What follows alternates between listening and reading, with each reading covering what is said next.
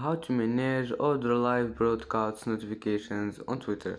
Hello guys, in today's video I'm gonna show you how to manage all the live broadcast notifications on Twitter.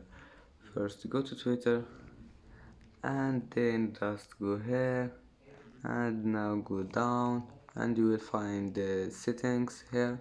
Click on it and then you will find this one, notifications. Click on it and now you'll find here preferences. Click on it and then click this one, push notifications, and then go down and you will find this one here, other live broadcasts. Just turn it off if you want, and if you want to turn it on, just click on it.